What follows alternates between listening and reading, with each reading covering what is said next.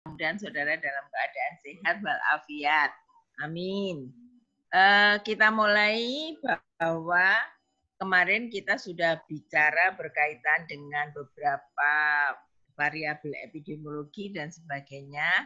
Kali ini kita akan bicara tentang trias epidemiologi. Monggo silahkan dilanjut, Mbak.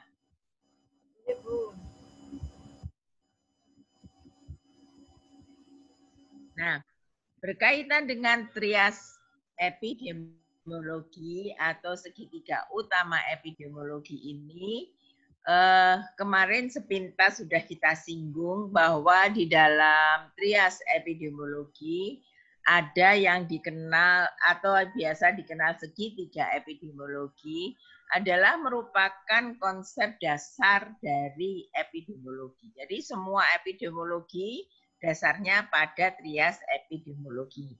Atau ada juga yang menyebutkan triangle epidemiologi, 3 sudut epidemiologi, segitiga epidemiologi, triangle epidemiologi. Nah, epidemiologi yang memberikan gambaran tentang hubungan antara 3 faktor utama yang berperan di dalam terjadinya penyakit dan masalah kesehatan lainnya, yaitu host, agent, dan environment. Host itu tuan rumah atau penjamu, agent itu faktor penyebab penyakit, dan environment di sini disebut sebagai lingkungan di mana agen atau agent dan host ini hidup. Nah, lingkungan itu bisa saja lingkungan, apakah lingkungan nanti kita bicara fisik, biologis, dan sebagainya. Kemudian timbulnya penyakit berhubungan dengan gangguan interaksi antara ketiga faktor ini. Misalnya agentnya jumlahnya lebih banyak, secara otomatis hostnya akan tertekan sehingga host ini akan menjadi sakit. Atau bahkan lingkungan, sebetulnya hostnya ini sehat-sehat saja, tapi lingkungannya melemahkan hostnya, menyebabkan host itu menjadi lemah. Maka agent akan berpesta pora bisa mengintervensi hostnya. Seperti itu. Jadi ketiga segitiga ini sangat erat hubungannya, keseimbangannya, tetapi kalau keseimbangan ini berubah, yang terjadi adalah kesakitan atau ada masalah kesehatan. Lanjut.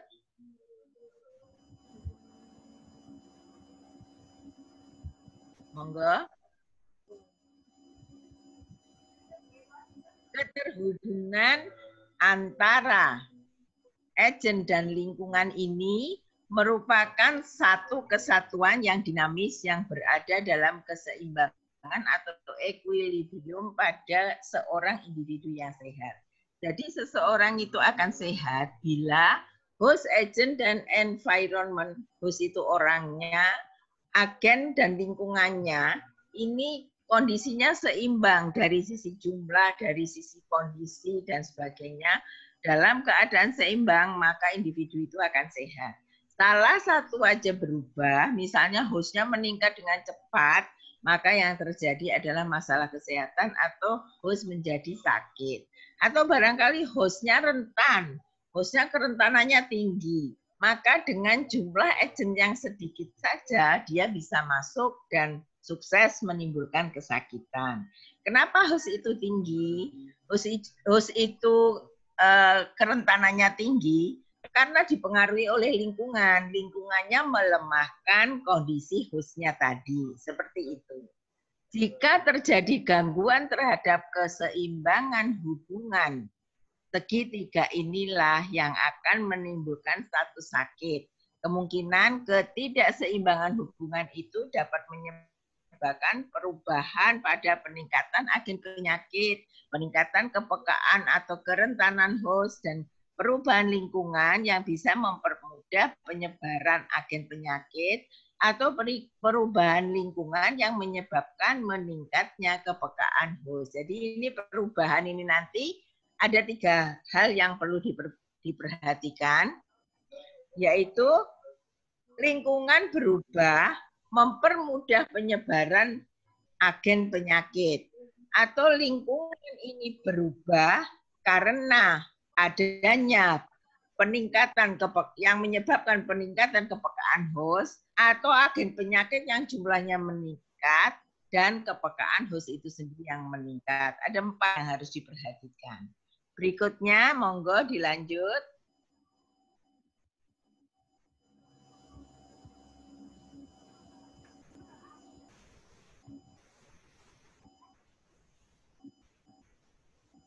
Sekarang kita bicara mengenai faktor host atau penjamu.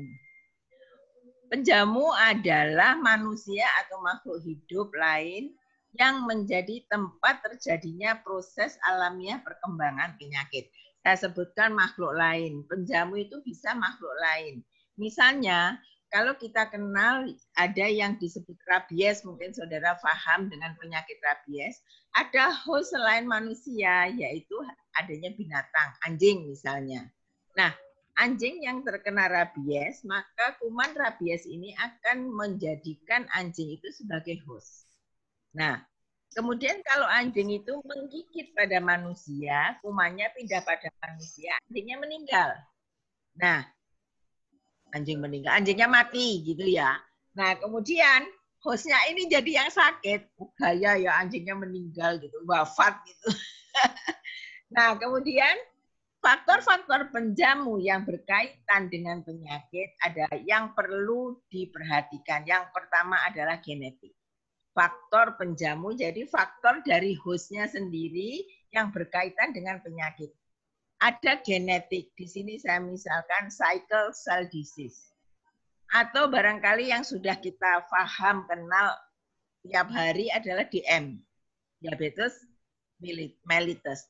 Itu dia memang bukan bukan penyakit menular, tetapi adanya genetik itu menentukan faktor penjamu. Kalau di sini kita bicara tentang penyakit menular, faktor genetik, saya contohkan cycle cell disease. Jadi di sini memang ada beberapa penyakit yang disebabkan karena genetiknya. Dia akan memperentan kondisi hostnya. Lalu umur, ada kecenderungan penyakit menyerang umur tertentu. Nah, mungkin saudara sekarang pahamnya demam berdarah atau DHF atau DBD. Itu yang kita kenal sekarang kan semua nggak peduli umur, semua akan bisa terjangkit. Tapi pada saat awal muncul sekitar tahun 70 sampai awal-awal 80-an, yang dinamakan demam berdarah itu hanya menyerang pada usia 15 tahun ke bawah. Kebetulan waktu itu saya sudah sekitar 20-an tahun ke atas, sehingga saya aman-aman saja, merasa aman, tidak terkena penyakit, tidak akan terkena penyakit demam berdarah.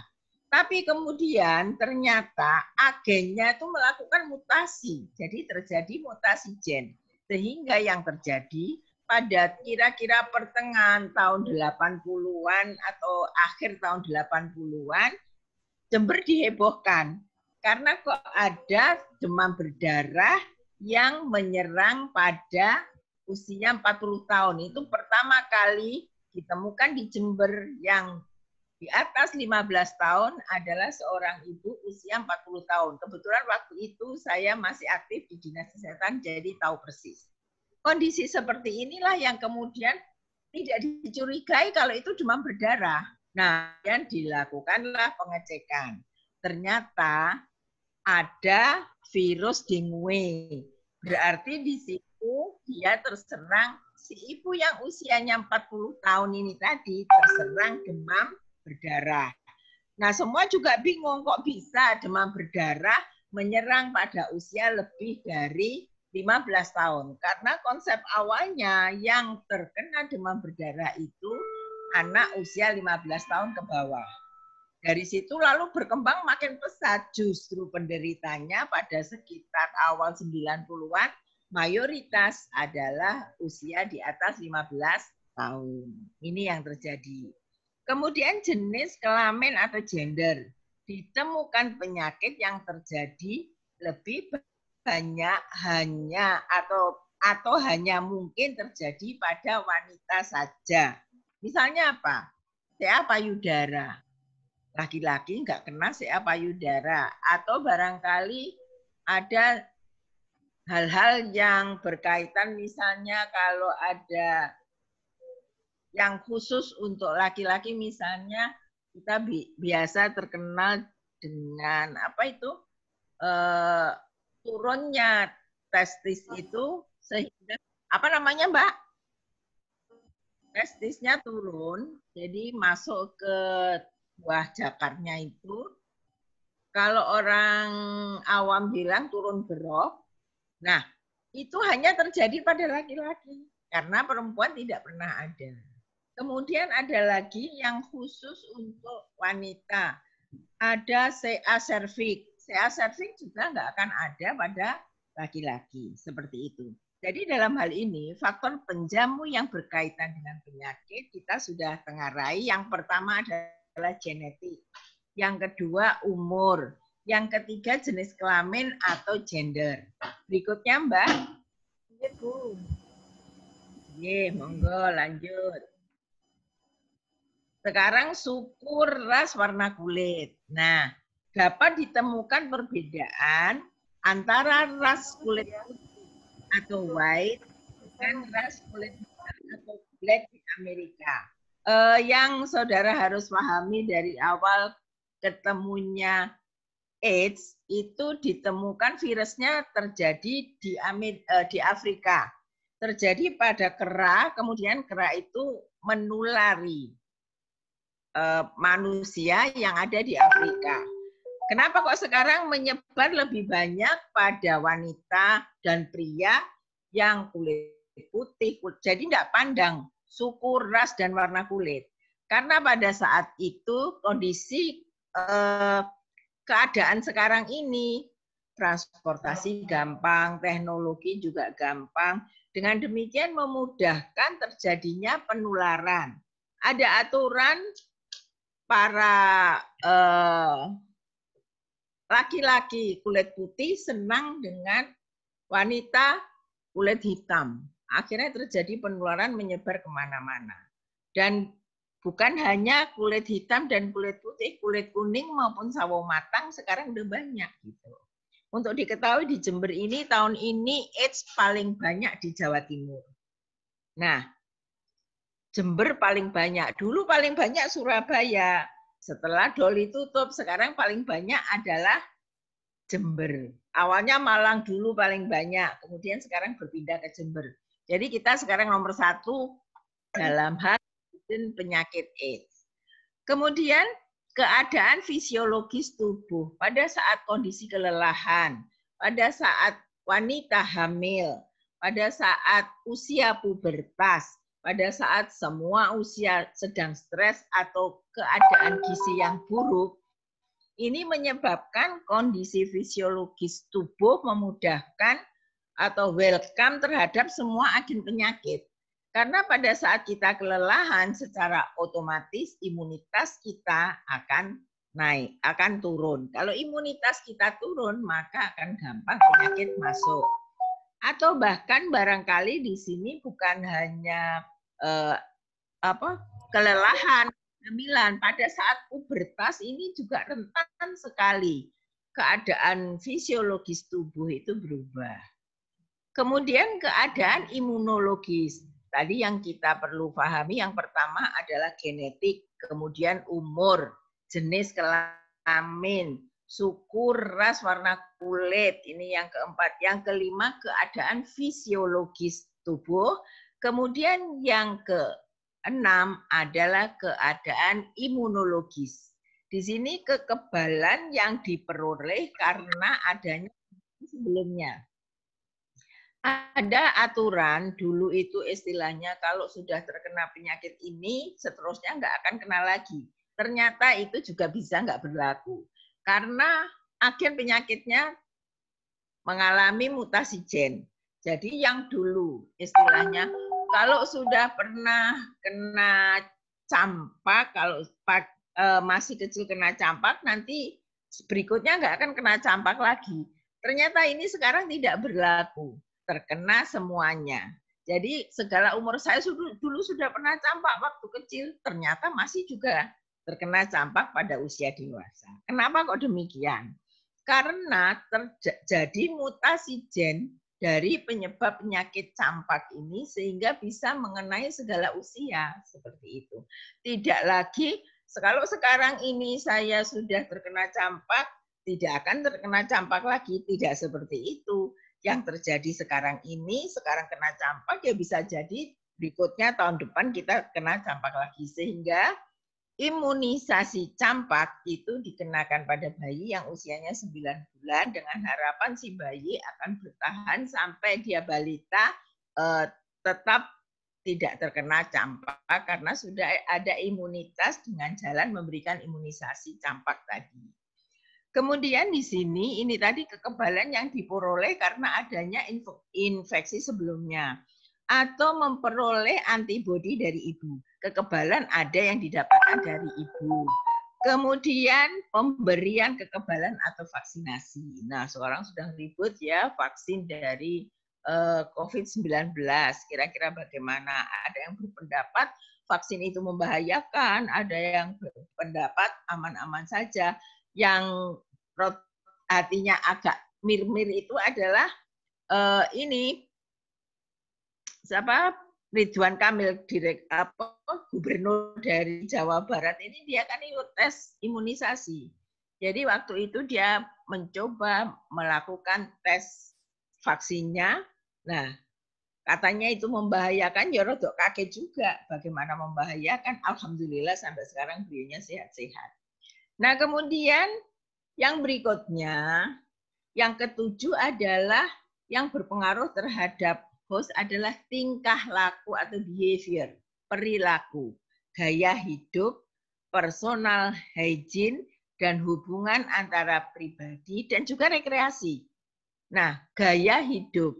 Sekarang ini anak-anak muda gaya hidupnya berbeda dengan zaman saya muda. Senangannya kumpul-kumpul di kafe, makan-makan bareng-bareng. Kalau zaman saya dulu kalau makan bareng di kos-kosan itu ya makan sak bungkus bareng-bareng gitu. Kalau sekarang justru enggak. Adanya pandemi enggak peduli, yang katanya harus jaga jarak pada ngumpul di kafe karena sekarang tempat kumpulnya adalah kafe gitu. Gaya hidup, lalu personal hygiene. Personal hygiene tergantung dari kebersihan kita semua. Artinya apakah kita ini menjaga kebersihan diri atau tidak, itu sangat mempengaruhi masuknya agen penyakit ke tubuh kita. Kemudian ada lagi hubungan antar pribadi. Yang dikatakan hubungan antar pribadi, nah kalau sekarang ini hubungannya deket-deket banget gitu ya, tidak jaga jarak, ya tinggal menunggu saja. Kita tidak tahu apakah teman kita yang kita anggap ini teman dekat nggak kira kena sakit, padahal dia OTG, orang tanpa gejala. Ya, ini yang perlu diperhatikan. Kemudian rekreasi, karena dengan adanya rekreasi orang senang, maka imunitas juga akan naik. Tingkah laku dengan rekreasi ini asal bisa dalam kondisi sekarang ini tetap mematuhi protokol kesehatan, insya Allah akan meningkatkan imunitas. Berikutnya, monggo.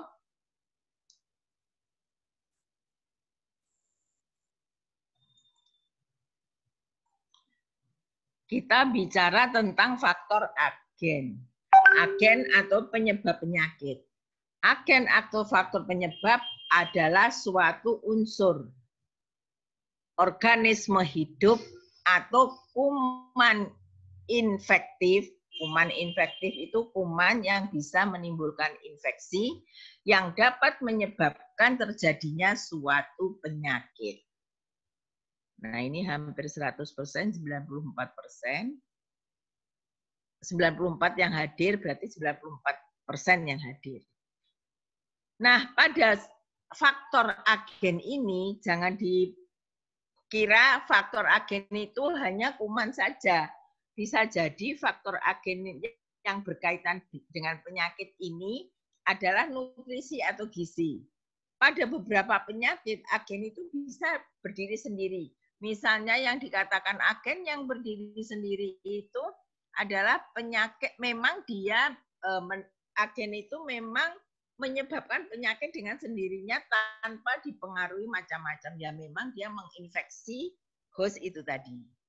Beda lagi kalau host ini dipengaruhi oleh nutrisi yang buruk, gizi yang buruk. Berarti agen yang masuk tadi sangat dipengaruhi oleh kondisi gizi dari hostnya.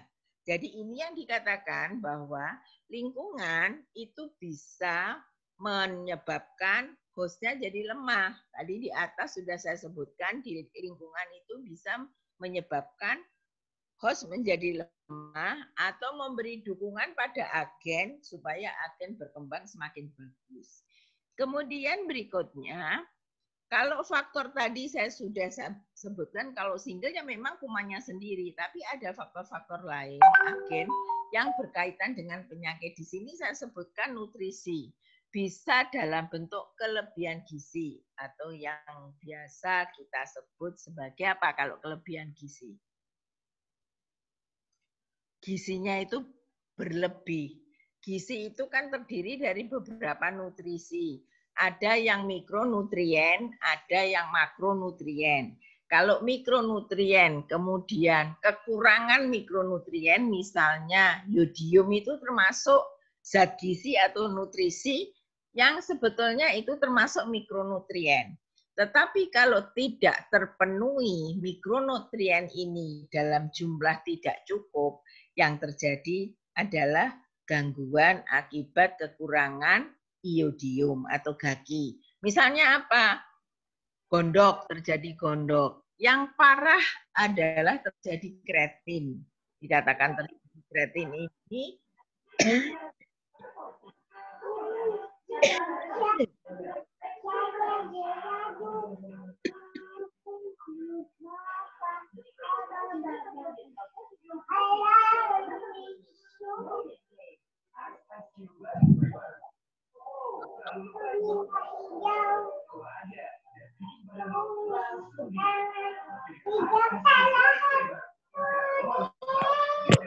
Ervin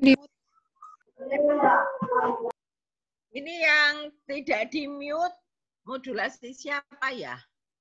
Ruame. Saya tidak bisa ngomong.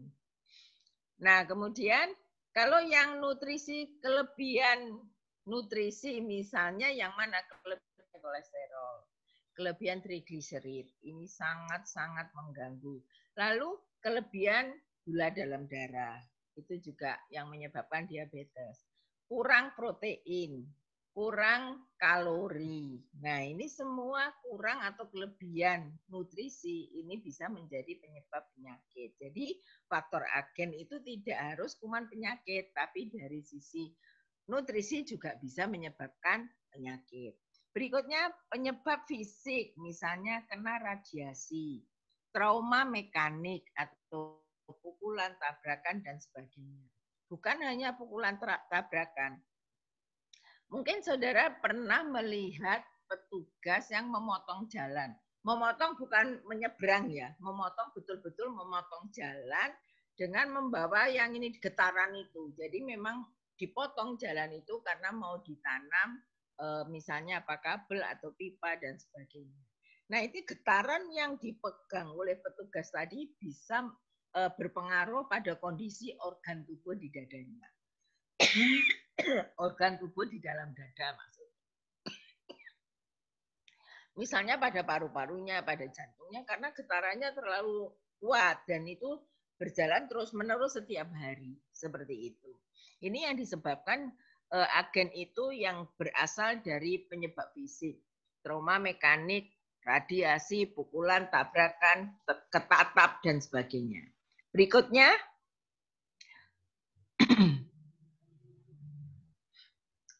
ada penyebab kimiawi. Yang dikatakan penyebab kimiawi ini misalnya zat-zat beracun, misalnya karbon monoksida, CO, asbes, kobalt, atau zat alergen. Dulu yang dikatakan asbes itu sedang booming digunakan sebagai atap. Nah, ternyata baru diketemukan waktu itu kalau nggak salah sekitar tahun 80-an awal, itu sering orang menggunakan atap itu dengan asbes. karena harganya murah. Tetapi lama-kelamaan ketahuan bahwa yang tinggal di bawah atap asbes itu terkena asbestosis. Sehingga terjadi sesak napas, lama-lama juga terjadi gangguan dari paru, gangguan pada jantung, dan sebagainya yang disebabkan oleh atap asbes ini. Atap asbes yang kena matahari, kemudian asbesnya itu secara kimiawi meracuni tubuh penghuni yang ada di bawahnya. Kemudian penyebab biologis, nah ini yang kemudian kita bicara kuman penyakit itu. Ada metazoa, yang dikatakan metazoa ini, meta besar ya, cacing tambang, cacing gelang, cacing kremi gitu ya. Terus ada lagi protozoa. Protozoa itu ada amuba, terus ada juga di sini penyebab malaria, kemudian ada bakteri yang kuman yang berbentuk bakteri itu misalnya penyebab sifilis, typhoid, pneumonia, TBC itu tergolong bakteri. Ingat kalau malaria itu penyebabnya adalah protozoa sama dengan amuba segala itu. Kemudian fungi atau jamur. Di sini contohnya adalah histoplasmosis. Nah, jamur ini juga bisa menyebabkan macam-macam. Kalau misalnya di vagina itu bisa terjadi ada jamur, jadi ada vaginosis, terus kemudian ada lagi di kulit yang panu, kadas dan sebagainya itu juga karena panu, karena jamur. Kemudian virus ini banyak sekali yang sekarang sedang kita nih, sekarang sedang ketakutan semua adalah virus yang COVID-19 itu. Coronavirus ini awalnya sebetulnya ya satu rangkaian dengan SARS, satu rangkaian dengan macam-macam virus yang Ebola dan sebagainya, tapi ternyata yang membooming sekarang ini adalah corona sehingga terjadi pandemi. Kemarin kita belum bicara ya mengenai pandemi. Pandemi itu yang penyakit menyebar ke seluruh dunia. Nah, kemudian di sini ada lagi poliomielitis. Nah, saya waktu masih awal-awal menjadi PNS sekitar usia 21-an mengikuti uji coba vaksin polio di waktu itu saya masih bekerja di Bandung. Nah, pada saat di Bandung ada uji coba polio inilah kemudian setelah dilakukan vaksinasi polio ada justru salah satu anak yang kita berikan polio justru menjadi lumpuh. Kenapa kok jadi lumpuh? Ya karena kondisi anaknya tidak bagus, kemudian kita beri vaksin polio. Nah ini kami dituntut itu. Kenapa kok diberi vaksin polio kok malah menjadi polio, menjadi lumpuh seperti itu. Lalu ditangani oleh Kementerian Kesehatan. Kemudian adanya rickettsia, Rocky Mountain Spotted Fever. Ini adanya rickettsia, ini adanya justru di Amerika ya, kita jarang ada, bahkan tidak ada di Indonesia. Lanjut. Monggo Mbak Dia.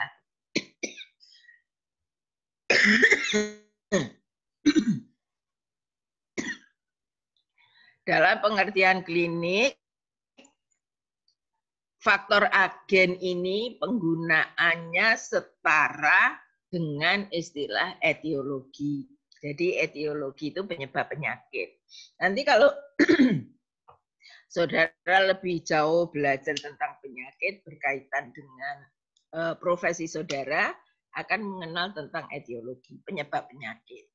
Dalam epidemiologi berkembang konsep faktor agen ini dengan menggunakan terminologi faktor risiko atau risk factor. Istilah faktor risiko mencakup seluruh faktor yang dapat memberikan kemungkinan penyebab, yang kemungkinan dia menyebabkan penyakit, itu yang faktor risiko. Di dalamnya termasuk gaya hidup dan bukan mikroorganisme, misalnya gangguan gizi, kemiskinan, dan lain-lain. Jadi berarti ini yang membuka pintu penyakit supaya masuk. Itu yang disebut faktor resikonya. Faktor resiko itu apa? Atau risk factor ini, gangguan gizi. Pada saat saya obesitas, pasti banyak penyakit yang gampang masuk. Karena kondisi ketidakseimbangan antara kondisi tubuh kita dengan nutrisi yang kita terima, terlalu banyak kalori misalnya. Nah, ini akan kelebihan berat badan atau obesitas. Nah, kemudian penggunaan risk factor tidak hanya dalam hal penyakit sebagai outcome, tapi juga mencakup kematian dan seluruh masalah kesehatan yang sedang diamati. Jadi, penggunaan risk factor tidak hanya dalam hal penyakit sebagai akibat, tetapi juga mencakup kematian dan seluruh masalah kesehatan yang diamati. Kalau sekarang kita lihat di sini, risk factor tadi kan menyebabkan membuka pintu, monggo silakan masuk penyakit. Nah, itu risk factor. Jadi dalam hal ini digunakan penyakit sebagai outcome. Tetapi bisa jadi yang menyebabkan kematian itu karena dia mengandung faktor risiko juga. Jadi risk factor itu juga mencakup kematian dan seluruh masalah kesehatan yang sedang diamati. Bukan hanya kematian, kelumpuhan. Itu risk factornya apa ya? Tadi diberi risk factornya adalah imunitasnya rendah, kondisi tubuhnya sedang rendah, diberi vaksin polio. Nah, kondisi ini menyebabkan vaksin virus polio yang sudah dilemahkan itu justru bisa aktif bekerja menyebabkan kelumpuhan anak yang kita beri vaksin polio itu tadi. Seperti itu. Jadi tidak hanya menyebabkan mati atau menyebabkan penyakit, tapi bisa jadi akibat yang lainnya yang menjadi masalah kesehatan. Berikutnya.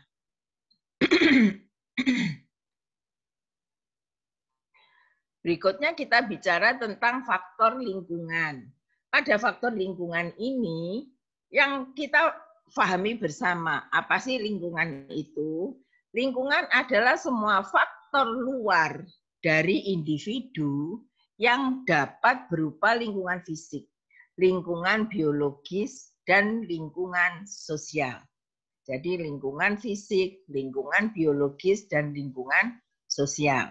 Ada 3 jenis lingkungan yang erat hubungannya dengan agen maupun erat hubungannya dengan hostnya.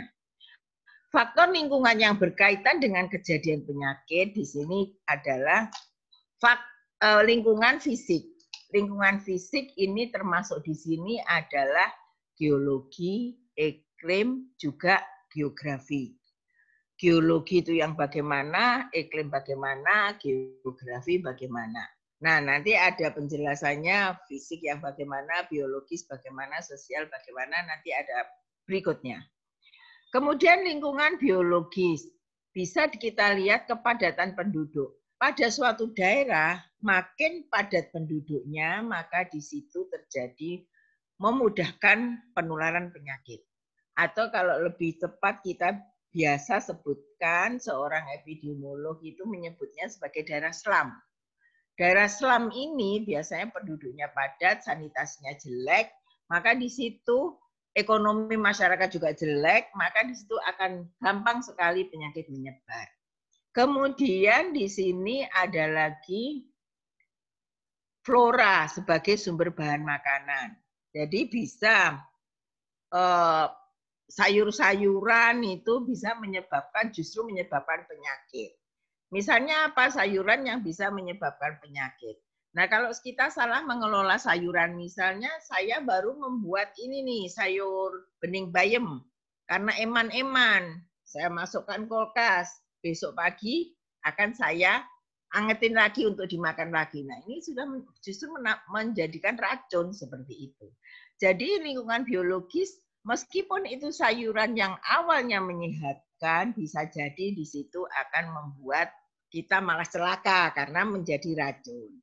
Kemudian fauna sebagai sumber protein. Ini bisa ayam, bisa segala macam yang kita ambil sebagai sumber protein.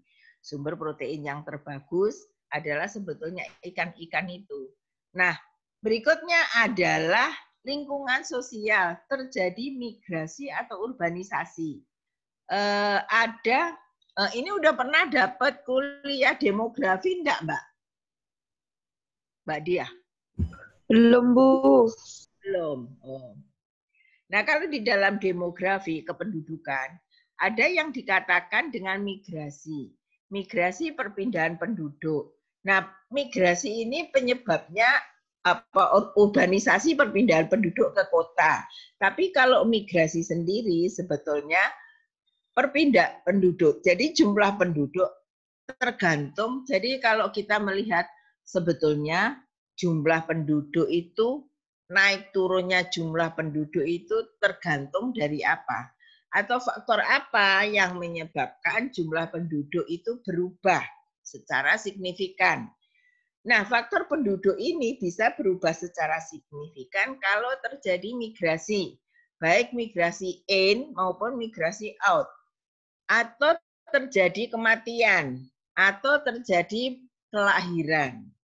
Jadi, yang mempengaruhi, jadi variabel yang mempengaruhi jumlah penduduk ada 4, yaitu migrasi masuk, migrasi keluar, kematian, dan kelahiran. Ini akan berpengaruh sekali. Nah, misalnya jumlah penduduk sekarang di Sumbersari misalnya ada 2.000. Penduduknya 2.000. Tadi malam ada yang lahir 7, berarti 2007. Tapi ada 10 orang yang pindah. 2007 kurangi 10 orang, jadi 1903. Begitu terus. Jadi antara migrasi masuk, migrasi keluar. Ini Sumbersari itu banyak tempatnya institusi pendidikan. Berarti migrasi masuk banyak karena mahasiswa dari luar banyak yang kuliah di sini. Misalnya seperti itu. Jadi jumlah penduduk fluktuasinya naik turun tergantung dari 4 variabel tadi. Migrasi in, migrasi masuk, lalu kematian dan kelahiran. Kemudian keadaan perumahan. Nah, tadi sudah sepintas saya sebutkan pada penduduk yang padat itu biasanya keadaan perumahannya umpel-umpelan, empet-empetan, dan rumahnya juga bukan rumah yang sehat. Itu pada daerah slum. Tetapi kalau pada daerah yang nyaman, jarak antar rumah itu juga ada. Kalau jarak antar rumah itu ada, berarti tidak rapat penduduknya. Nah, ini lingkungan akan sehat. Kemudian lingkungan kerja. Di sini lingkungan kerja itu sangat berpengaruh. Misalnya, jarak meja kita, kubikel kita, antara satu karyawan dengan karyawan yang lain itu berapa meter. Kalau rapat-rapat karena kondisinya memang, apalagi kalau tidak dibatasi dengan kubikel ya, jadi meja begitu saja tidak dibatasi dengan kubikel. Maka yang terjadi, interaksi antara 2 karyawan tadi atau 3 atau 4 karyawan akan intens sehingga penularan penyakit di situ juga akan lebih mudah. Kemudian keadaan sosial masyarakat. Keadaan sosial masyarakat ini bisa karena adanya bencana alam, karena adanya gempa bumi, banjir, dan sebagainya. Nah, ini sangat mempengaruhi lingkungan sosial. Lanjut.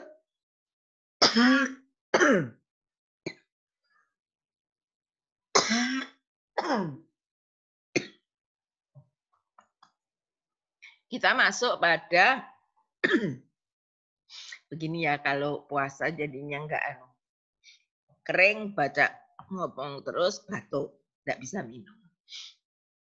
Nah, sekarang kita bicara mengenai segitiga utama epidemiologi.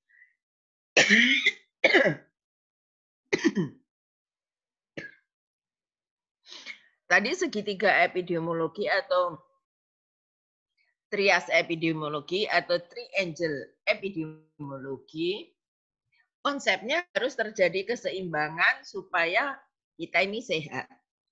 Kalau ada interaksi antara host agent dan environment ini pada kondisi seimbang, maka yang terjadi adalah sehat.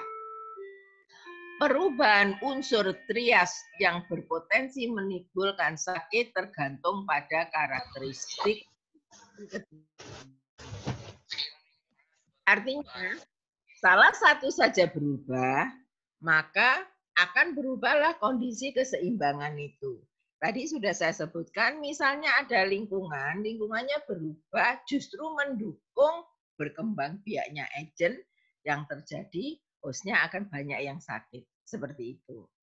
Kemudian mari kita lihat satu persatu karakteristik penjamu. Penjamu itu host. Manusia punya karakteristik sendiri di dalam menghadapi ancaman penyakit. Yang pertama adalah resistensi, yaitu kemampuan penjamu untuk bertahan terhadap suatu infeksi. Jadi kadang yang kita kenal biasanya adalah resistensi obat. Kalau sudah beberapa kali minum obat antibiotik dan minumnya juga tidak benar, artinya diberi 20, diminum 3, udah enak, nggak dilanjutkan. Diberi 10, diminum 2, sudah merasa enak, lalu tidak dilanjutkan. Nah, ini yang menyebabkan bahwa pada tubuh kita ini timbul resistensi. Sama dengan terhadap kemampuan jamu terhadap infeksi dari agennya. Resistensi adalah bertahan terhadap suatu infeksi. Kemudian imunitas.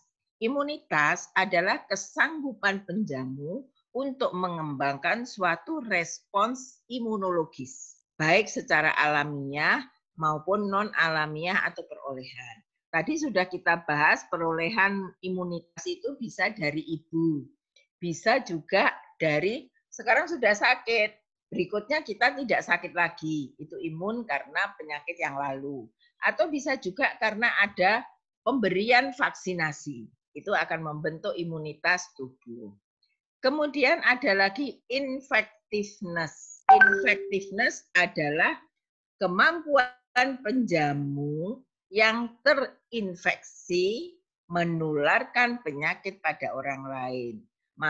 Misalnya saya karier penyakit tertentu, kemampuan saya menularkan itu sejauh mana? Misalnya kalau saya penyakit TB paru, kemampuan saya menularkan melalui droplet. Kalau saya makin banyak droplet pada lingkungan saya, maka makin banyaklah lingkungan saya, manusia-manusia atau penjamu ini tadi akan menginfeksi penjamu yang lain. Dengan kata lain adalah bahwa infectiveness ini kemampuan penjamu yang kita sudah terinfeksi sanggup seberapa banyak menulari pada orang lain.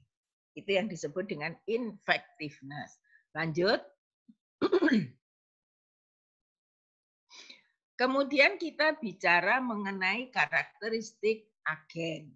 Kalau karakteristik agen di sini kalau tadi infectiveness, sekarang ada infektivitas. Nah, ini kalau keluar di dalam ujian harus saudara memperhatikan.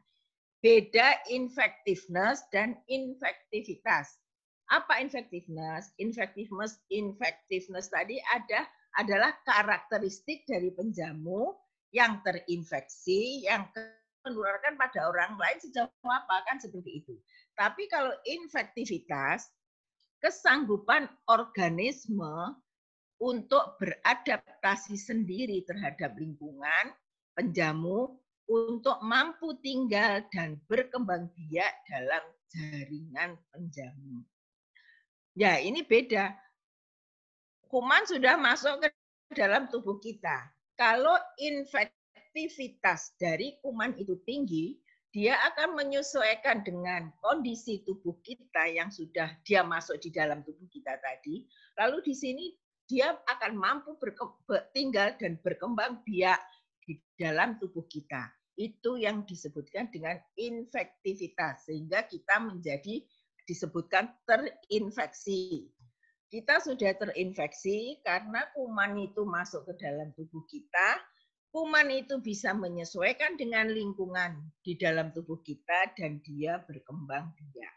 Nah, itu beda infectiveness dan infektivitas. Tolong ini diperhatikan betul. Diberi mark ya, diberi catatan, barangkali nanti keluar di dalam ujian. Kemudian patogenisitas. Patogenisitas adalah kesanggupan organisme untuk menimbulkan suatu reaksi klinik yang patologis setelah terjadinya infeksi pada penjamu yang diserang. Nah, ini beda lagi. Patogenisitas adalah kesanggupan organisme untuk menimbulkan suatu reaksi klinik yang patologis, yang kesakitan ya, setelah terjadi infeksi pada penjamu yang diserang. Tadi pada infektivitas, dia kuman masuk ke dalam tubuh kita, menyesuaikan dengan lingkungan kita, berdiam diri di tubuh kita, lalu dia bisa berkembang biak. Itu yang dikatakan dengan infektivitas. Nah, kalau patogenisitas, setelah dia masuk dan berkembang di dalam tubuh kita itu, bagaimana kuman itu bisa menimbulkan reaksi klinis sehingga kita bisa kesakitan seperti itu.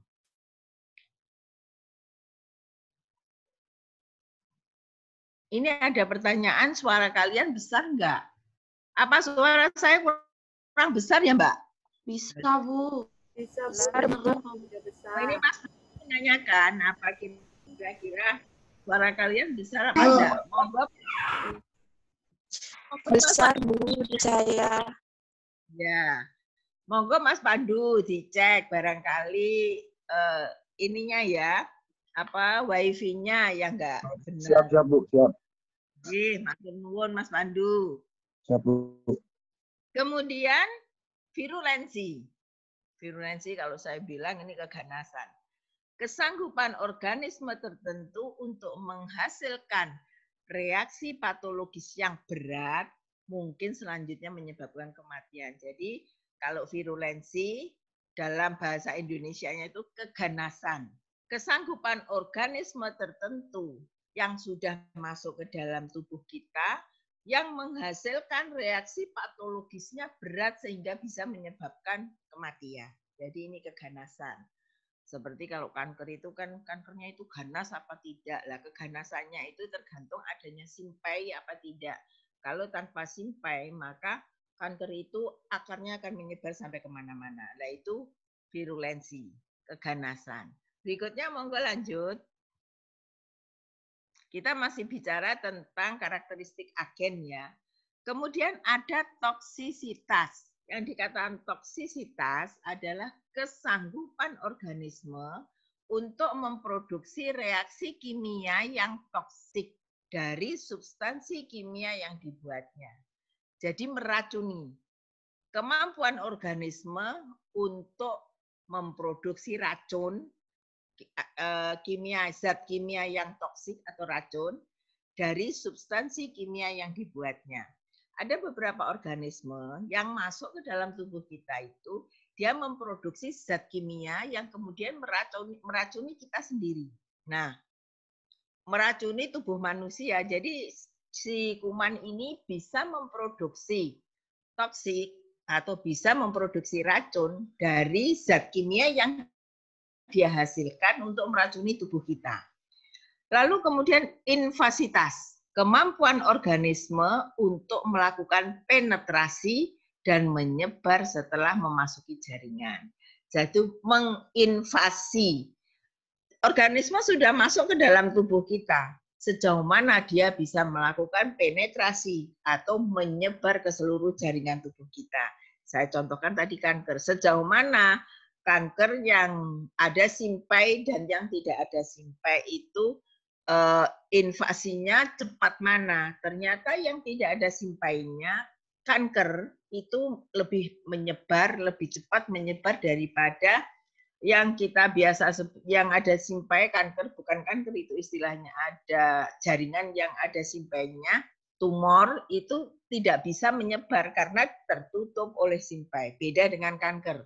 Kanker akarnya tanpa simpai, jadi dia bisa melakukan penetrasi ke jaringan di sekitarnya. Lalu antigenisitas, kesanggupan organisme untuk merangsang reaksi imunologis dalam penjamu. Antigenisitas, kesanggupan organisme untuk merangsang reaksi imunologis dalam penjamu. Oleh karena itu, kalau kita melihat antigen. Jadi misalnya ada tes yang kita untuk melihat antigen kita, organisme yang sudah ada di dalam tubuh kita ini, bagaimana reaksinya kalau misalnya diberi vaksin, maka dia akan membuat antigen. Nah, kesanggupan organisme untuk merangsang reaksi imunologis di dalam diri penjamu itulah yang disebut dengan antigenisitas. Jadi kalau tes IgM, tes IgG gitu, tes imunitas M, tes imunitas G gitu ada sendiri. Jadi dilihat organisme itu sanggup apa tidak merangsang reaksi imunologis pada diri kita. Kalau antigennya naik, berarti imunologis kita juga naik karena kuman itu bisa merangsang imunologis kita dengan baik. Sehingga imunologi kita naik, imunitas kita naik karena antigenisitas dari kuman yang diberikan itu tadi bagus kerjanya. Lanjut. Sekarang tadi kita sudah bicara karakteristik penjamu, karakteristik agen. Sekarang kita bicara mengenai karakteristik lingkungan. Pada karakteristik lingkungan ini bisa ada yang disebut dengan topografi. Ada yang disebut dengan geografi. Apa itu topografi? Topografi adalah situasi lokasi tertentu, baik yang natural maupun buatan manusia yang mungkin mempengaruhi terjadinya penyakit dan penyebarannya. Topografi. Ada suatu lokasi, baik lokasi itu sudah asli seperti itu, misalnya itu ada hutan asli hutan, tetapi kemudian ada juga hutan buatan, dan di situ mendukung terjadinya penyakit. Misalnya, penyakit apa yang di situ ternyata di dalam hutan buatan maupun hutan asli, hutan yang masih perawan itu, ternyata di situ bisa menyebabkan perindukan dari nyamuk misalnya. Nah, kita tahu kan yang dikatakan dengan demam berdarah itu nyamuknya Aedes aegypti, senangannya adalah air yang bersih. Nah, pada ini buatan, pada hutan buatan itu misalnya dibuatkan telaga yang bagus untuk rekreasi, tapi itu sebagai perindukan nyamuk.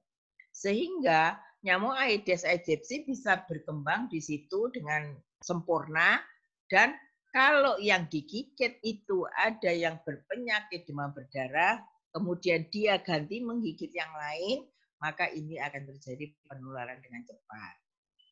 Demikian pula pada kondisi hutan alam, hutan asli.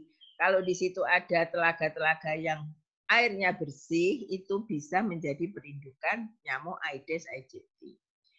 Ini yang disebut dengan topografi. Kemudian geografis. Geografi atau geografis adalah keadaan yang berhubungan dengan struktur geologi. Geologi itu tanah, batu-batu, dan dari bumi yang berhubungan dengan kejadian penyakit. Keadaan yang berhubungan dengan struktur geologi dari bumi yang berhubungan dengan penyakit. Misalnya, tanah itu di daerah Jember bagian utara, saya tidak bilang Jember Utara, nanti kalau disingkat jadi rame. Jember bagian utara itu kandungan yodiumnya rendah. Itu karena pengaruh geografisnya seperti itu. Tapi pada daerah Jember bagian selatan, di sana karena lebih rendah, banyak pantai-pantai, di situ kandungan yodiumnya harusnya lebih tinggi gitu. Pada daerah pegunungan itu memang kandungan yodium rendah. Pada daerah datar kandungan yodiumnya tinggi. Dulu waktu pertama kali saya datang ke Jember ini, daerah utara itu memang Jember bagian utara itu paling banyak prevalensi gangguan akibat kekurangan yodium. Bagian selatan itu relatif lebih rendah dakinya. Tetapi sekarang berubah. Prevalensi kejadian daki di seluruh Kabupaten Jember, artinya Jember bagian utara, bagian selatan, bagian timur, bagian barat, prevalensinya sama-sama tinggi.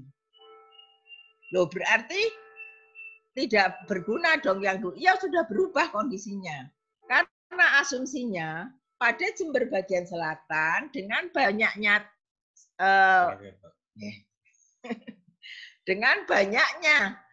ikan yang tangkapan ikan, harapannya akan meningkatkan kebutuhan, akan memenuhi kebutuhan yodium yang notabene sebetulnya hanya mikronutrisi itu bagi penduduk Jember bagian selatan. Tapi ini tidak asumsi ini sekarang tidak berlaku karena hasil tangkapan ikan dari para nelayan yang ada di Jember bagian selatan itu semua dijual. Dia ganti makan tempe dan tahu. Harusnya dengan tangkapannya itu dia bisa meminimalisir kejadian atau prevalensi, mengurangi prevalensi gangguan akibat kekurangan iodium. Seperti itu. Monggo lanjut.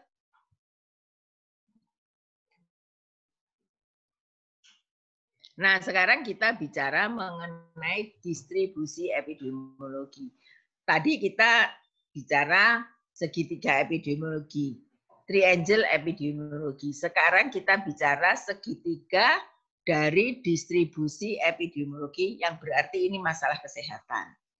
3 faktor untuk menerangkan distribusi epidemiologi masalah kesehatan adalah person, place, dan time, PPT. Person individunya, place itu tempat, time adalah waktu atau disingkat dengan PPT. Jadi, pendistribusian penyakit itu tergantung dari individunya, tergantung dari tempatnya, tergantung dari waktunya. Jadi PPT, person, place, time. Kemudian ketiga faktor ini membentuk gambaran distribusi masalah penyakit. Artinya gini, ini kapan waktunya? Jadi kita akan melihat waktu terjadinya biasanya kapan, tempatnya di mana, waktu terjadinya kebanyakan di mana, siapa yang terserang, seperti itu. Misalnya kalau siapa yang terserang tergantung gendernya, tergantung dari usianya, dan sebagainya. Ketiga faktor ini membentuk gambaran distribusi masalah penyakit.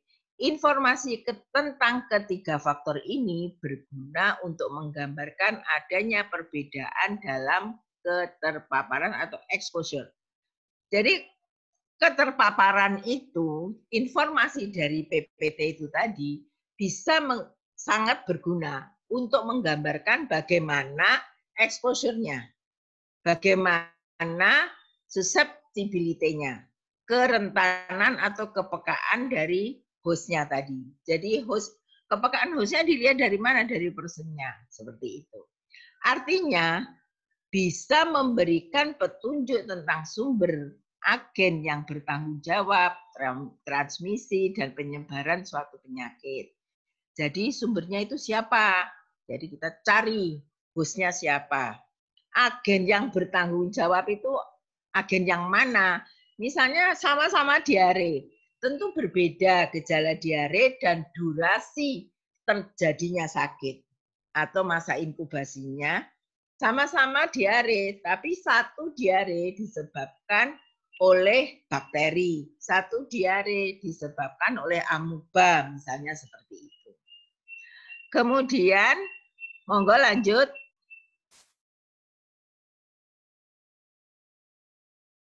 Kita masuk pada faktor person. Jadi kan segitiga distribusi terdiri dari person, place, dan time. Sekarang kita bicara tentang person.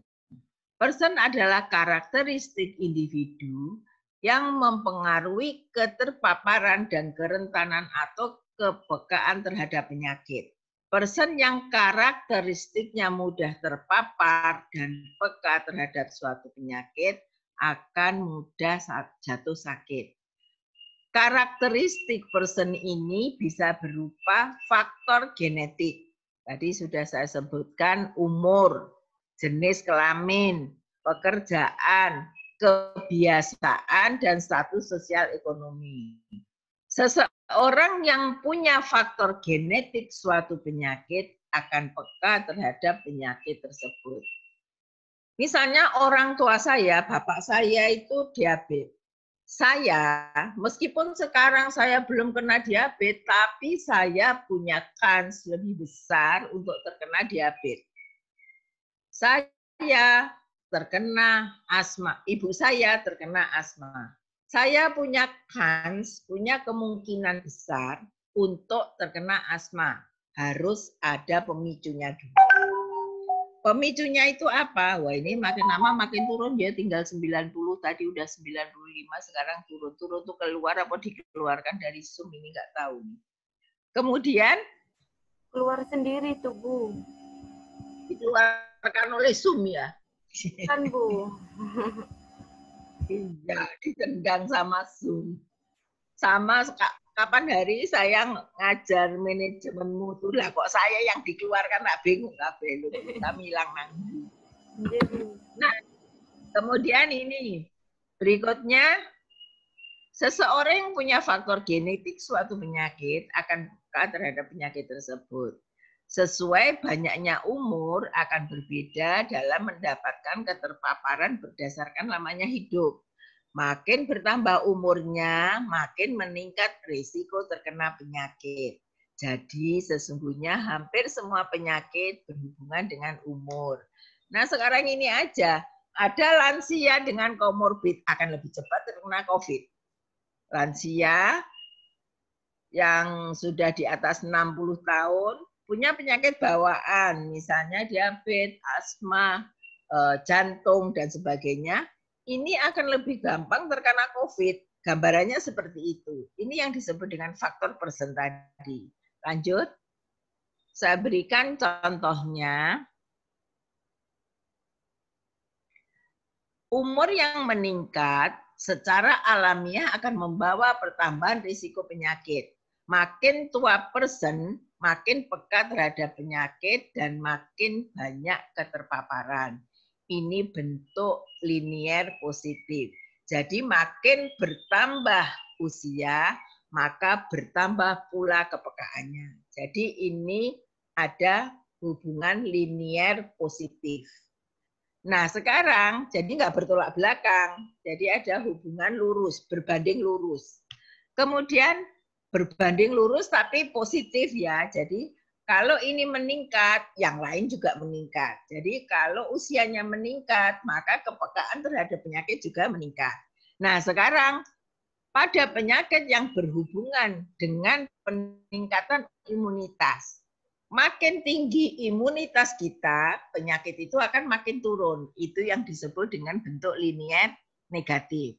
Kalau imunitas kita ditingkatkan, maka kemungkinan kita sakit, kans untuk sakit itu akan rendah. Jadi ini yang disebut dengan bentuk linier negatif.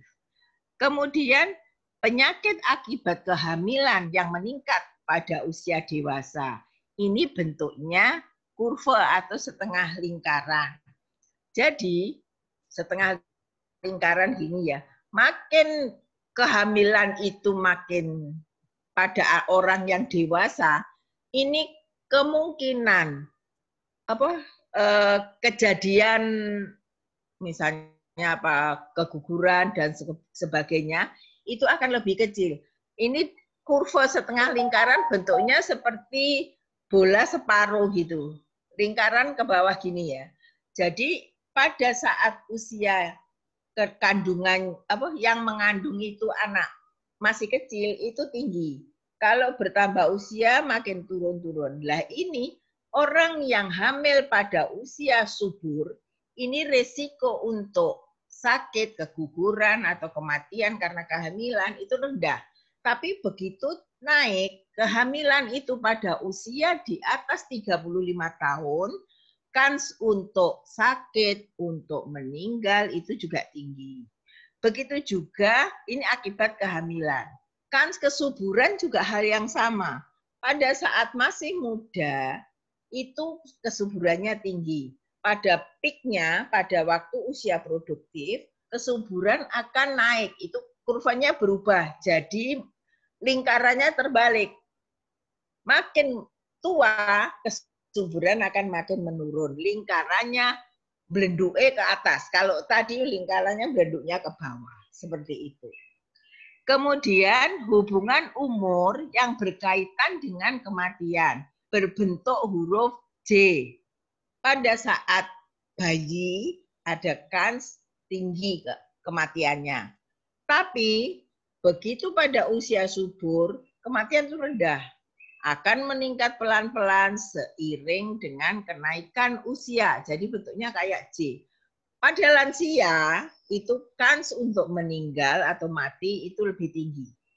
Nah, kemudian pola kanker payudara menurut status menstruasi bentuknya bimodal. Dikatakan modus atau modal itu kalau pada puncak kurva, selalu ada pada puncak kurva. Karena modal itu adalah yang paling sering muncul. Modus itu adalah angka yang paling sering muncul. Berarti secara statistik kalau digambarkan kurvanya tinggi. Pada puncak kurva inilah ada modus atau modal. Nah, pada payudara, menurut kanker payudara, menurut status menstruasi, terjadi bimodal. Bimodal itu belenduke dua kali. Gini, terus gini lagi. Karena bimodal ini pada saat menstruasi dihubungkan dengan payudara, awal menstruasi tinggi. Kans untuk kena payudara, kanker payudara tinggi. Kemudian akan menurun pada usia produktif. Akan meningkat lagi pada usia lanjut. Seperti itu. Nah, kemudian ini siklus dengan status menstruasi ya. Orang yang lansia begitu muncul gini akan turun lagi. Karena hormonnya sudah turun pada orang-orang yang tua, itu justru kanker payudara itu sudah menurun. Seperti itu. Lanjut. Kemudian faktor tempat atau place. Faktor ini berkaitan dengan karakteristik geografis. Informasi tempat bisa berupa batas alamiah seperti gunung, sungai, atau batas administratif dan batas historis atau komunitas atau masyarakat. Oleh karenanya, deskripsi tempat dalam epidemiologi bisa klaster, bisa RT, RW, kota, desa, negara, region, urban, rural, domestik, luar negeri, dan lain-lain. Sekarang kita udah sering terdengar ya, COVID pada klaster rumah tangga. Artinya, di dalam rumah tangga sekarang COVID-19 itu justru menyebar. Kalau ini klaster perkantoran, justru menyebar. Nah, dia mendapatkan penyakit dari kantornya. Atau ini klaster transportasi, dia mendapatkan penularan penyakit dari dia menaiki transportasi umum, misalnya seperti itu. Oleh karena itu pada penyebaran penyakit seperti COVID yang begitu penyebarannya masif ini, harus diperhatikan klaster-klaster seperti ini. Sekarang sedang merebak klaster keluarga. Justru karena kita sekeluarga biasanya kan, ini suami saya aja, suami saya kemungkinan ini tidak akan menulari saya. Jangan seenak seperti itu, jangan segampang itu. Karena kalau kita sudah tahu hubungan erat dengan suami, tapi suami kita itu dapat dari luar, OTG, maka kita akan kena seperti itu. Kemudian faktor waktu. Kalau kita bicara faktor waktu, waktu kejadian penyakit dapat dinyatakan dalam jam, hari, bulan, atau tahun. Informasi waktu menjadi pedoman tentang kejadian yang timbul di masyarakat. Misalnya banyaknya kelahiran dalam setahun menunjukkan banyaknya perkawinan. Banyaknya anak yang diinginkan berapa, keadaan ekonominya bagaimana, dan sebagainya. Ini sangat erat hubungannya, informasi-informasi ini dikaitkan dengan waktu. Loh, waktu kok dengan perkawinan? Lah iya, kalau sekarang musim kawin, setahun lagi pasti ada musim melahirkan. Seperti itu. Lanjut. Kita sekarang bicara mengenai mengenai faktor risiko terjadinya penyakit. Nah, faktor risiko terjadinya penyakit, mari kita lihat model equilibrium atau model ekologi tradisional, model keseimbangan. Terjadinya penyakit ditentukan oleh hasil interaksi antara host, agent, dan environment. Tadi ada the triangle epidemiologi atau trias epidemiologi atau segitiga epidemiologi yang terdiri atas host, agent, dan environment. Nah, hasil interaksi positif ketiga faktor akan menghasilkan keadaan yang seimbang. Kalau kondisinya seimbang, maka keadaan host itu juga akan sehat. Jadi hasil interaksi ketiga faktor akan menghasilkan keadaan seimbang. Keadaan seimbang ini memberikan keadaan normal atau keadaan sehat. Ada 4 kemungkinan gangguan keseimbangan. Yang pertama, peningkatan kesanggupan agen penyakit. Coba di slide ini. Nah ini, yang pertama kesanggupan peningkatan agen penyakit. Agen penyakit makin meningkat kemampuannya, hostnya makin tertekan sehingga akan terjadi sakit. Ini tidak terjadi keseimbangan. Ini yang di tengah ini adalah keseimbangan atau equilibrium. Host, agent, dan environment. Ini host, agent, environment interaksinya seimbang. Jadi yang terjadi adalah keseimbangan atau equilibrium. Begitu host ini naik, kemampuannya naik, maka jika agen ini kemampuannya naik, maka host ini akan turun. Artinya kondisinya turun, akan gampang sakit. Kerentanannya menjadi meningkat. Ini artinya orang akan sakit. Agen aktivitasnya tinggi, maka hostnya akan tertekan dan akan mudah sakit. Berikutnya yang B. Peningkatan kepekaan host terhadap penyakit. Peningkatan kepekaan host terhadap penyakit. Bila host ini kepekaannya naik, maka agennya makin menekan. Kalau kepekaan atau kerentanan tinggi, maka ini akan makin tertekan. Apa makin menekan? Karena dia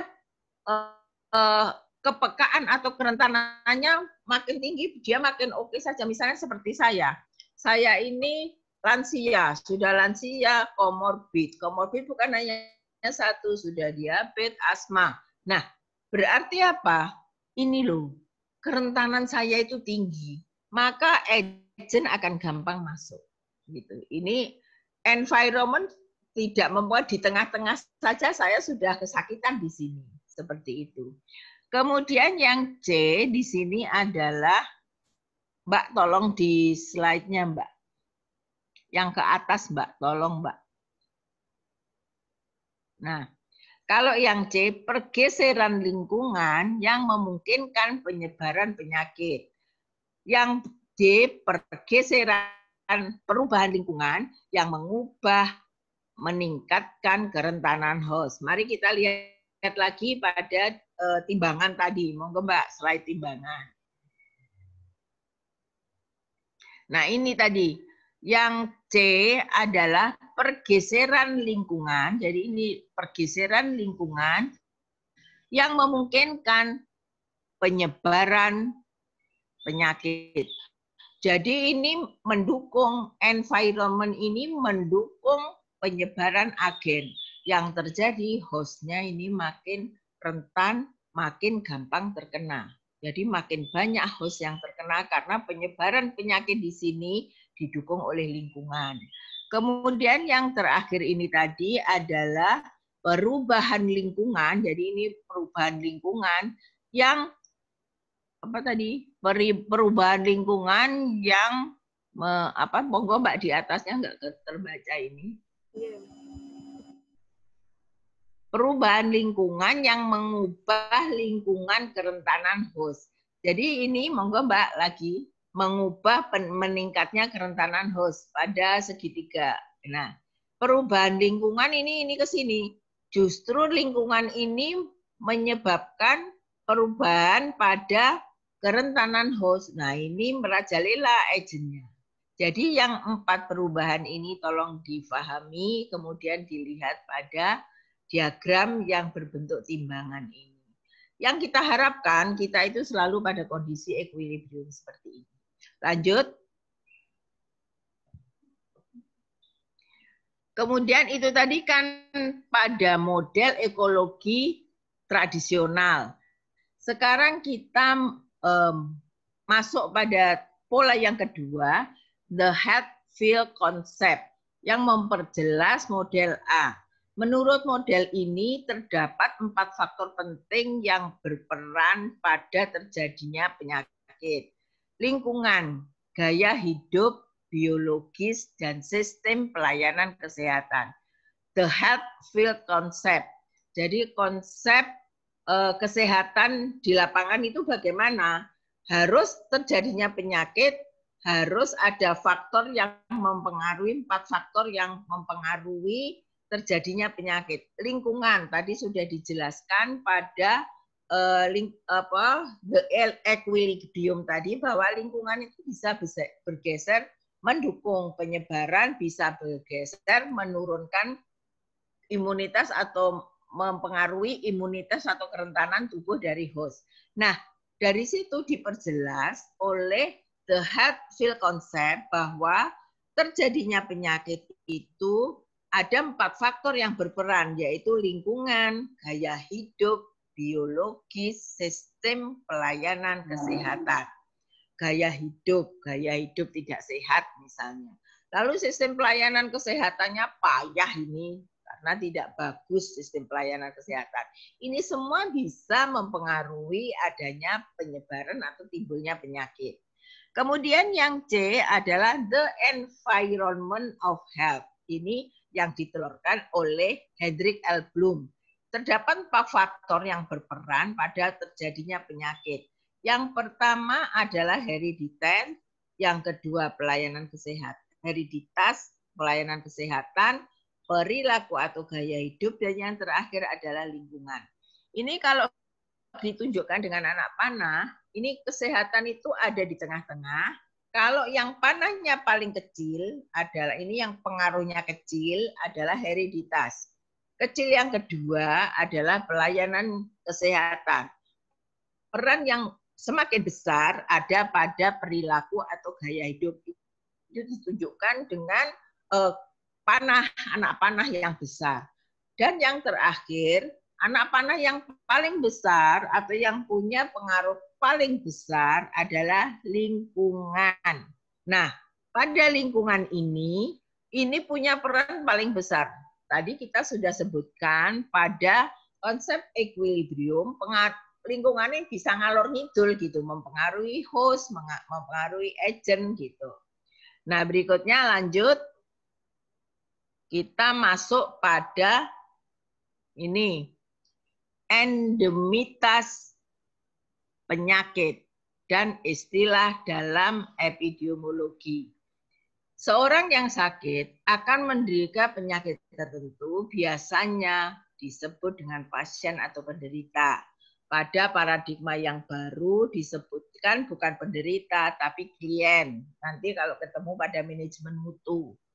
Tetapi jika beberapa orang, kelompok orang, atau masyarakat tertentu terserang penyakit dalam suatu daerah tertentu, maka dikenal beberapa istilah yang menunjukkan keberadaan penyakit itu di dalam masyarakat. Kalau yang terjadi sakit secara individu, saya sakit batuk, batuknya ya batuk saya sendiri, maka itu disebut pasien. Tapi kalau batuk, sesek itu sudah menyebar ke seluruh, ini ada yang disebutkan beberapa orang, kelompok, atau masyarakat, maka di situ sudah berlakulah istilah-istilah epidemiologi. Berdasarkan data epidemiologis dapat ditentukan status epidemiologis suatu penyakit di dalam masyarakat. Makanya sekarang ada tuh istilah pandemi, ada epidemi. Nah, itu karena menyebar ke seluruh masyarakat. Makanya Kalau epidemiologi ilmu atas penduduk. Jadi kita lihat bukan orang per orang atau bukan individu, tetapi masyarakat. Dengan data yang dapat ditentukan endemitas atau besarnya sebaran penyakit di dalam masyarakat. Artinya kalau makin tinggi datanya, kita lihat penyebarannya. Oleh karenanya tadi ada segitiga penyebaran penyakit, person, place, dan time. Kalau waktunya bersamaan seperti sekarang ini, waktunya bersamaan terkena pada semua orang dan terdapat pada seluruh dunia, maka dinamakan sebagai pandemi. Seperti itu. Lanjut. Sekarang kita ini beberapa cara yang digunakan untuk menentukan endemitas penyakit dalam masyarakat. Yang pertama, endemi. Suatu penyakit tertentu yang selalu saja ditemukan di Al-Quran. Maaf, ini ada ini COD, saya beli Al-Quran online. Suatu penyakit tertentu yang selalu saja ditemukan dalam suatu wilayah tertentu atau prevalensi suatu penyakit tertentu dalam suatu wilayah masih dalam batas normal. Jadi penyakit itu setiap waktu selalu ada, tetapi jumlah kasusnya ya masih dalam taraf normal. Misalnya siapa yang orang di Rambi Puji mesti tahu desa Nogosari. Nogosari itu endemis penyakit diare. Jadi diare di Nogosari itu selalu saja ada di situ. Kasusnya tapi tidak banyak, tidak mencolok ya selalu saja segitu-gitunya. Tapi setiap saat diare selalu ada di Nogosari, misalnya seperti itu. Kemudian yang kedua adalah pandemi. Pandemi itu wabah suatu penyakit tertentu menyerang banyak negara atau hampir sebagian besar dunia terkena. Wabah suatu penyakit tertentu menyerang banyak negara atau hampir sebagian besar dunia terkena seperti COVID-19 saat ini. Itu yang jelas dikatakan pandemi. Lanjut. Sekarang epidemi. Ini epidemi yang kita biasa sebut juga dengan KLB. Kejadian luar biasa. Suatu penyakit tertentu yang timbul dalam suatu wilayah tertentu yang dampaknya terhadap masyarakat sangat luas, yaitu jumlah kasus yang timbul melebihi ambang batas normal penyakit tersebut. Timbulnya penyakit bisa penularan dari orang ke orang atau common source, tapi juga bisa dari satu sumber penularan atau propagated source. Nah, nanti kalau di dalam soal ada apa itu common source, apa itu propagated source, saudara bisa ambil dari sini. Dikatakan common source menular dari orang ke orang. Dikatakan propagated source menular dari satu sumber. Nah, sekarang yang terjadi COVID ini adalah common source. Dari orang ke orang. Ini yang disebut dengan common source. Kalau yang dikatakan propagated source, sumbernya satu menyebar semuanya sakit. Misalnya keracunan. Keracunan itu sumbernya satu. Misalnya keracunan, ada pengajian, ternyata di sana banyak yang diare semua. Setelah dilihat, ternyata makanan semua tuh hadir dalam pengajian, dan makanan pengajian itulah yang harus diselidiki. Pasti ada sesuatu yang menyebabkan yang hadir di dalam pengajian itu menjadi diare semua. Sehingga epidemi itu timbul dalam suatu wilayah tertentu, hanya wilayah tertentu. Dampaknya terhadap masyarakat sangat jelas, meresahkan misalnya. Jumlah kasusnya yang timbul juga melebihi batas ambang normal. Artinya melebihi ambang batas normal, biasanya jumlahnya cuma segini, ini meningkat dengan pesat, misalnya seperti itu. Lanjut.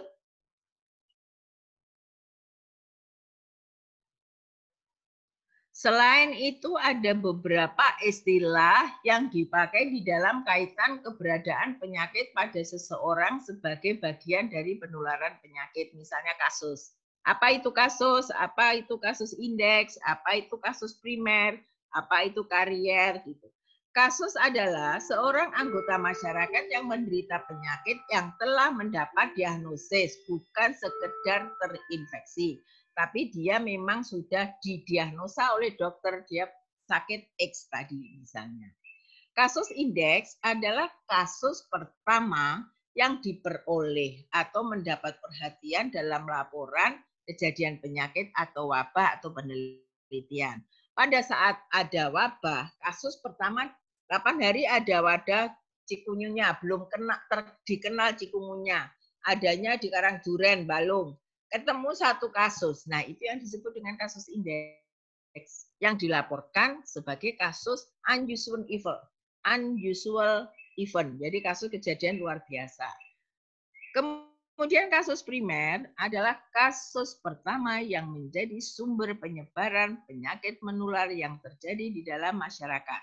Ini adalah kasus yang pertama ditemukan adalah kasus indeks. Kasus yang menjadi penular utama inilah yang disebut dengan kasus primer. Nah, ini dikaitkan dengan klaster tadi. Kasus yang pertama ditemukan adalah misalnya tadi di Karangduren. Tapi kemudian kasus primernya atau kasus pertama yang menjadi sumber penyebaran itu siapa? Bisa jadi yang ditemukan di sini. Tapi yang menyebarkan bukan orang A itu tadi, yang menyebarkan adalah B. Nah, itu kasus primer disebut. Jadi bedakan antara kasus indeks dengan kasus primer. Kasus indeks, kasus pertama kali ditemukan. Kasus primer adalah kasus yang pertama kali kita pahami sebagai dia yang menyebarkan. Kemudian berikutnya, karier. Karier adalah pembawa penyakit yang tidak merasa sakit dan tidak jelas ada tanda-tanda klinis. Sekarang ini kaitannya dengan COVID, kita kenal dengan OTG, orang tanpa gejala. Dia membawa kuman penyakit, tapi dia tidak menunjukkan gejala klinis. Sangat potensial dalam penularan penyakit pada orang lain dan orang tersebut tidak menyadari. Nah, ada beberapa jenis karier. Yang pertama adalah karier pada masa inkubasi. Masa inkubasi itu masuknya penyakit dengan timbulnya gejala sakit pertama kali. Orang yang menularkan penyakit sebelum dia sendiri menunjukkan gejala klinis menderita penyakit tersebut. Karier masa inkubasi. Jadi dia bisa menularkan, tapi dia sendiri belum menderita penyakit. Misalnya untuk hepatitis B, dia terkena sekarang ini hepatitis B. Dia baru merasakan sakit 3 bulan lagi. Itu masa inkubasinya hepatitis B 3 bulan. Tapi selama 3 bulan dia belum terkena penyakit, tapi dia sudah bisa menularkan. Demikian juga dengan rabies yang di sini lebih dari 5 hari. Lanjut. Sekarang karier pada masa konvalesens. Dikatakan karier pada masa konvalesens adalah mereka yang telah melewati masa akut, menderita suatu penyakit, tetapi menularkan sampai setelah sembuh benar. Misalnya kalau kita menderita sakit tifus atau typhoid, tetapi kita tidak mendapatkan pengobatan yang sempurna, maka kita disebut dengan karier pada masa konvalesens, pada masa penyembuhan. Ada lagi karier pada penderita kronis. Orang yang terus-menerus menularkan penyakit dalam periode 1 tahun atau lebih. Misalnya di sini hepatitis, typhoid, dan sigilosis. Ini akan terus-menerus, ini karena akan menjadi penyakit kronis. Penyakit tifus yang tidak diobati dengan sempurna, dia akan menjadi kronis typhoid. Nah, kalau kronis typhoid ini, dia akan menjadi karier pada penderita penyakit kronis. Saya rasa ini habis ya Mbak ya? Halo? Iya, Bu. Halo, yang terakhir habis ya? Iya, Bu. Pas waktunya, ini sudah habis. Monggo sekarang ini banyak istilah yang nanti barangkali banyak keluar di dalam ujian. Monggo mulai dipelajari. Saudara semua, terima kasih atas kesediaan saudara hadir. Ini ada laporan nggak penambahan tadi yang ikut demo? Ada, Bu. Siapa? Kelas apa gitu? Sufi Murni, kelas C. Tadi kelas C itu adalah Hafid, terus siapa lagi? Insan ya? Iya. Dan Ulia. Terus sekarang ada tambah siapa, Mbak? Sufi Murni. Sufi. Sufi. Sufi, Bu. Sufi Murni.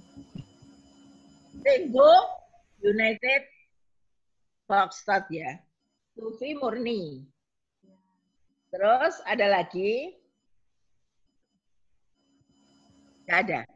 Ini tolong ya teman-teman PJMK, minta tolong supaya siapa teman-temannya yang nggak hadir ini, di situ ditandai untuk presensinya. Karena ini akan saya laporkan ke Bu. Ini sesuai dengan yang sudah lapor. Mungkin ada tambahan dari saudara yang utamanya pada PJMK, barangkali ada tambahan, monggo ditambahkan. Untuk kelas A berapa tambah berapa, kelas B berapa, ini sudah ada 1, 2, 3, 4, 5, 6, 7, 8, 9, 10, 11, 12. Ada 12, tapi tadi yang sempat hadir 95, yang paling banyak. Berarti ini kan, ini 12, padahal ada yang mungkin ada yang belum tercatat. Gitu. Terima kasih ya Mbak, semuanya Mbak Mas atas perhatiannya. Saya Assalamualaikum warahmatullahi wabarakatuh. Waalaikumsalam warahmatullahi wabarakatuh.